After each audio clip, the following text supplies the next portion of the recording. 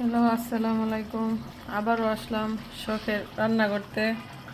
একটা সবজি ভাজি নিয়ে ফুলকপি আর বাঁধাকপি রান্না করব। আপনারা দেখেন আমি কিভাবে সবজিটা রান্না করি। এটা রুটির সাথে ভাতের সাথে খাইতে খুব স্বাদ। প্রথমে দিয়ে দিব একটা আলু আর একটা পেঁয়াজ, একসাথে দিয়ে দিলাম। পেঁয়াজটা আর আলুটা হালকা একটু ভাজবো।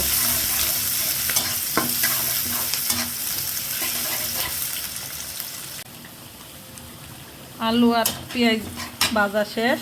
এখন দিয়ে দিব পরিমাণ মতো লবণ। লবণ দিয়ে দিলাম। এখন দিয়ে দিব দুইটা টমেটো দিচ্ছি। টমেটো দিলাম দুইটা।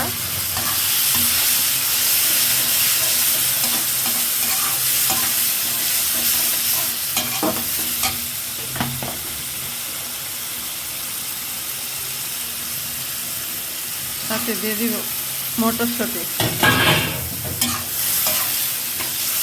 দিয়ে আমি 2-3 মিনিট ভাজা নিব। 2 মিনিট ভাজলাম। ভাজার পরে এখন দিয়ে দিলাম পরিমাণ মতো রসুন,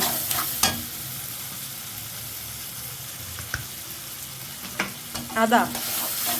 এটা আবার 1 মিনিট একটু কষাই নিই, তাহলে কাঁচা গন্ধটা আর থাকবে না। এই 1 মিনিট একটু ভাজা নিলাম। এখন দিয়ে দিলাম আস্তে 5-6টা কাঁচামরিচ। এখন দিব এই 4 চামচ বা 1 চামচ চিনি।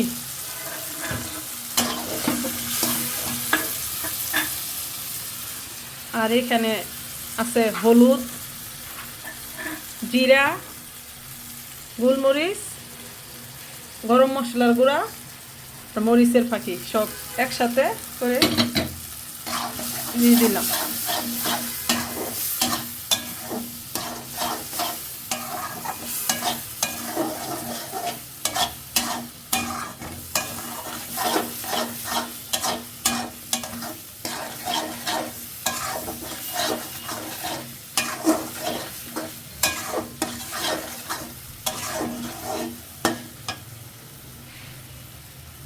এখন শাকগুলা দিয়ে দিব।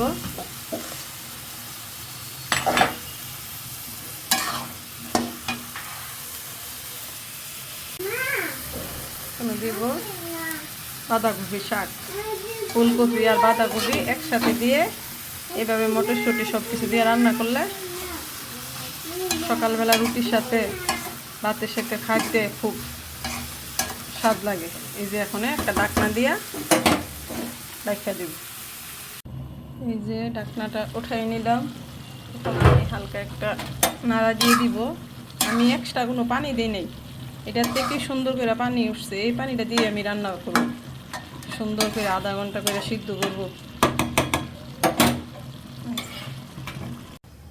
এই যে ফিরে আসলাম আধা ঘন্টা পরে।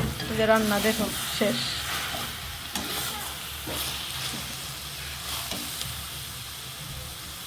আধা ঘন্টা কষায় আস্তে আস্তে রান্না করলাম।